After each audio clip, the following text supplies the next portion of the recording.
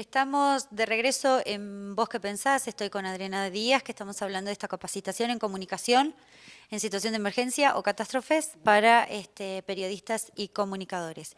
Y uno de los temas que yo quería hablar con vos es, a veces cuando la comunicación se origina en el propio lugar, digamos, los comunicadores tienen como una mirada bastante certera sobre la situación.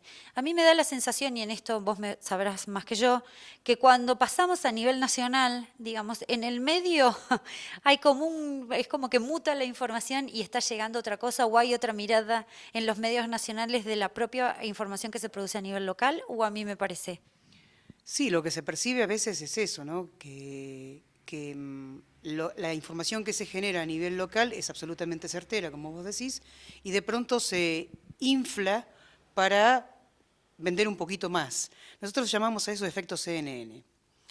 Y el efecto CNN es básicamente, depende de la cercanía de los medios nacionales, no hablo solamente de la Argentina, de cualquier país, ¿no? Depende de la cercanía que haya de los medios nacionales, es la cantidad de muertos que tiene que haber.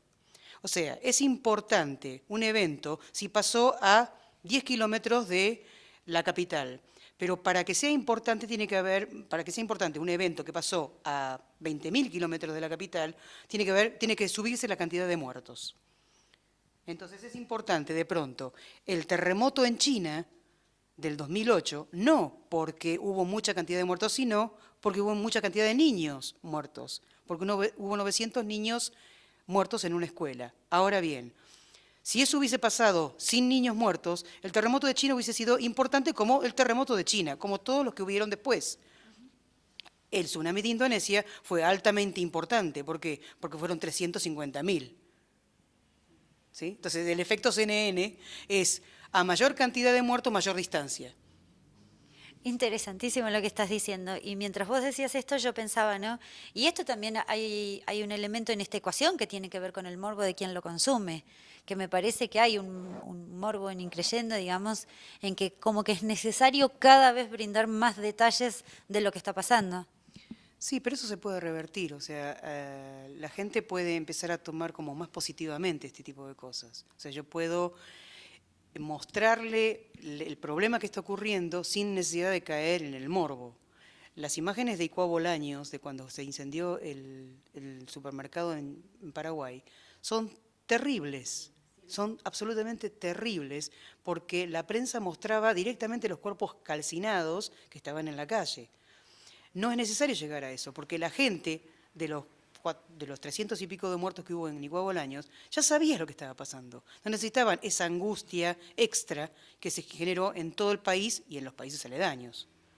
Esto de trabajar en el límite, ¿no? Esto lo hablábamos hoy en la previa antes de que vos llegues con Juan Carlos, en esto de cuál es el límite, dónde está también la ética periodística cruzada en el medio. Sí, bueno, de eso también vamos a hablar en el taller. De la ética periodística como así un elemento que no se puede correr más allá de la angustia o de la necesidad de informar o de la primicia, porque uno también entiende a veces determinadas situaciones, es que tenés a gente que te está llamando, productores que te están diciendo salís en 5, no, dame información, no, dame, y esa presión también juega en contra de esto. Sí, lo voy a decir mañana y lo voy a repetir tantas veces como sea necesario. Yo creo que la prensa es y no me maten por decir esto, yo creo que la prensa es como un Rottweiler. A mí me encantan los Rottweiler, me gustan los perros, lo cuido mucho, le doy de comer, mientras yo lo cuide y le dé de comer, ¿sí? Y lo mantenga cuidado y cariñosamente atendido, ese Rottweiler no me va a morder. Pero si yo a ese Rottweiler lo dejo en la calle, no le doy de comer, lo maltrato y no le doy información, me va a terminar mordiendo. Entonces, lo que pasa con la prensa es que hay instamentos donde tienen que recoger la información, donde le tengo que dar de comer, que no se les da. Y ahí es donde están ustedes en el problema. Tienen que entrar a buscar comida basura por cualquier lado para poder comer. Si yo, estamento del gobierno o estamento de la situación que está manejando la situación, no te doy la información, vas a tener que inventarla, porque vos tenés la obligación de los tiempos que te apremian. Y es absolutamente lógico lo que haces. Lo que es ilógico es que yo no te doy de comer. Entonces, si yo no te doy de comer, vos, mi Rottweiler, me vas a morder. Es lógico. Es muy gráfico lo que acabas de decir, es buenísimo. Y tomando esto que vos decís, esto de que fue un gran tema de discusión en Bariloche, en si se hubiera sido mejor alertar a la gente de la inminente erupción del Caulle o no, porque teníamos entendido que las autoridades municipales tenían la información de que era inminente la erupción. ¿Esta información hubiera sido mejor tenerla o no tenerla? Absolutamente hubiese sido mejor tenerla.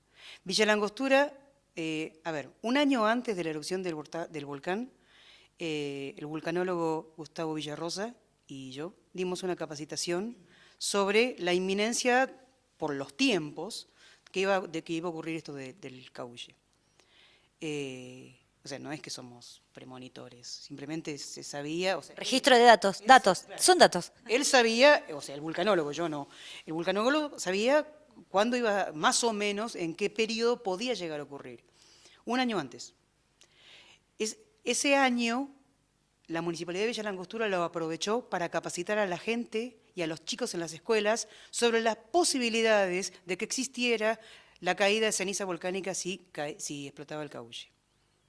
Eso hizo que la comunidad de Villa La Angostura se tornara resiliente, o sea, se recuperara previamente a lo que iba a pasar. Supiera, no se asustara, no entrara en pánico en el momento que ocurriera eso. Al punto que cuando empezó a ocurrir, se cubrieron todos los aspectos rápidamente. Obviamente, los primeros 10 minutos de un desastre son otro desastre, pero inmediatamente viene una acomodación de las piezas y todo empieza a correr como corresponde.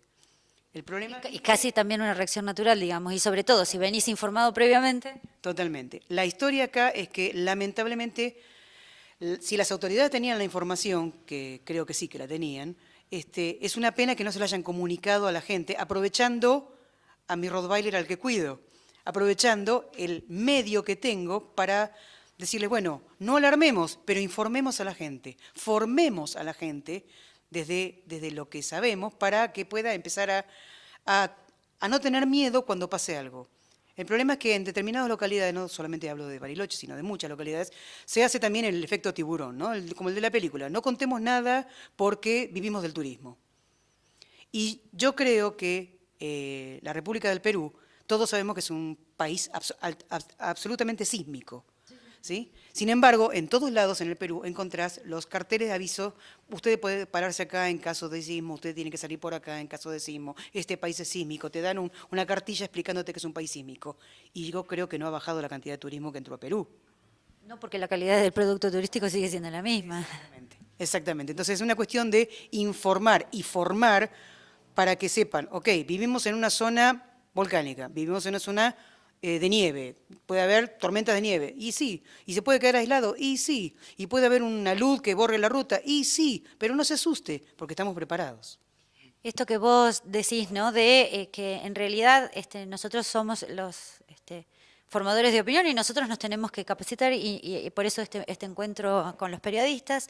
También pensaba, hay proyectos en la legislatura para armar comité de emergencia en la provincia, están parados hace 20 millones de años, que no han avanzado. Cómo armar redes de comunicación para que la gente sepa dónde escuchar y qué escuchar, ¿no? Y que sin embargo no se han tomado. Y yo veo que nosotros necesitamos capacitarnos, pero también quienes dirigen el Estado también. Sí. Me quedo con esto, no veo que no vas a decir nada más. Empezamos por los comunicadores, entonces, un placer. Y bueno, vamos a invitarte de nuevo para hablar de algunos casos puntuales, que asumo que tenés material y vamos a ir analizando cómo se los trabajó informativamente. Gracias, Adriana. No, por favor, muchas gracias a ustedes. Un corte, ya volvemos.